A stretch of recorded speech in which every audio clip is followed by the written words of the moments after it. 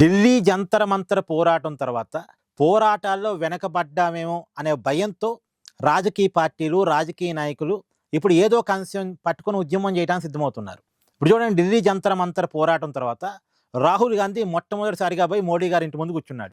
నిజానికి అంతకుముందు కూర్చున్నాడా? లేదు.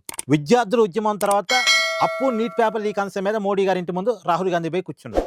ఈ రోజు కేజ్రీవాల్ మోడీ గారి ఇంటి ముందుకు పోబోయాడు. కేజ్రీవాల్ ఏ ఇష్యూ మీద? E20 ఇష్యూ మీద. E20 పెట్రోల్కి వ్యతిరేకంగా కేజ్రీవాల్ ఒక పెద్ద ర్యాలీగా మోడీ గారి ఇంటి ముందు పోయి ధర్నా చేయాలనుకున్నాడు. సరే, అడ్డుకున్నారు, అరెస్ట్ చేశారు, అది వేరే విషయం. కానీ E20 పెట్రోల్ అనేది ఇవాళ విషయం కాదుగా. గత 2 నెలలుగా నడుస్తున్న వివాదం. ఇవాళేంటి అంటే తను లైవ్ నెట్లోకి రావాలనుకుంటున్నాడు. తను కూడా ఉన్నాను, నన్ను కూడా గుర్తుపెట్టుకున్నా అని చెప్పాలనుకుంటున్నాడు. మరి ఇన్నాళ్ళు ఎక్కడ నిద్రపోయాడు? మొన్న స్టేట్మెంట్ ఇచ్చాడు, ఇవాళ మోడీ గారి ఇంటి ముందుకు వచ్చాడు. సో ఇదంతా పొలిటికల్ డ్రామాస్. నిజానికి E20 పెట్రోల్ మీద 2 నెలలుగా వీళ్ళంతా కాముగా ఉన్నారు. మనం మాట్లాడుతున్నాం. మనం ఏమంటున్నాం?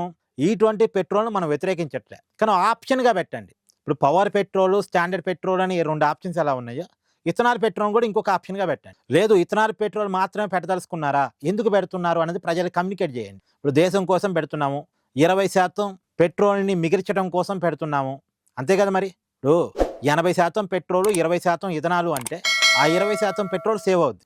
ఆ 20% పెట్రోల్ సేవ్ అయిందంటే ఆ 20% మందో మనం దిగుమతి చేసుకోవడం తగ్గిద్ది. దానివల్ల మన విదేశీ మారక ద్రవ్యం మిగిలిపోద్ది, మనకు సేఫ్. అంటే పెట్రోల్ వాడకాన్ని తగ్గించడానికి మేము ఇథనాల్ పెట్రోల్ని తీసుకొస్తున్నాము అన్న విషయాన్న ప్రజలు కమ్యూనికేట్ చేయాలి. ఇప్పుడు ఇథనాల్ పెట్రోల్ మీద చాలా అనుమానాలు ఉన్నాయి. మైలేజ్ తగ్గుతుంది, తర్వాత ఇంజన్ పాడైపోతుంది అనే భయాలు ఉన్నాయి. అది నిజమైనా కాకపోయినా మైలేజ్ అయితే తగ్గిపోయింది, అది వాస్తవం. మైలేజ్ తగ్గిపోతున్నప్పుడు, కస్టమర్ నష్టపోతున్నప్పుడు ఆ కస్టమర్కి, ప్రజలకి ఖచ్చితంగా ప్రభుత్వం ఆన్సరబుల్గా ఉండాలి.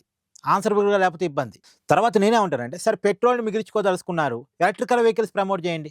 ఇప్పుడు 80% పెట్రోల్ కూడా ఈ క్వాంటం తగ్గిద్ది కదా. ఇప్పుడు ఇథనాల్ పెట్రోల్లో కూడా, E20 పెట్రోల్లో కూడా 80% ఎట్టా పెట్రోలే. అసలు ఎలక్ట్రికల్ వెహికల్సే పెంచితే ఈ బాధ ఉండదు కదా. పెట్రోల్ ఆటోమేటిక్గా తగ్గించవచ్చు, పెట్రోల్ వాడకాన్ని ఆటోమేటిక్గా తగ్గించవచ్చు కదా. నీ అంతిమ లక్ష్యం పెట్రోల్ తగ్గించడం అయినప్పుడు ఎలక్ట్రికల్ వెహికల్స్ని ప్రమోట్ చేయాలి. అది లేదే, అది ఎక్కడ లేదే. ఇప్పటికీ పెట్రోల్ డీజిల్ వెహికల్స్కి, ఎలక్ట్రికల్ వెహికల్స్కి మధ్య 3 లక్షల తేడా ఉంది కాస్ట్లో. ఇప్పుడు ఆ కాస్ట్ను తగ్గించండి, ఎలక్ట్రికల్ వెహికల్స్ని కొంత పెట్రోల్ డీజిల్ రేటుతో సమానంగా ఇవ్వండి. ఎలక్ట్రిక్ ఛార్జింగ్ స్టేషన్స్ పెట్టండి. ఎలక్ట్రిక్ ఛార్జింగ్ దగ్గర యూనిట్కి 25 రూపాయలు వసూలు చేస్తున్నారు, అది 10 రూపాయలు తగ్గించండి.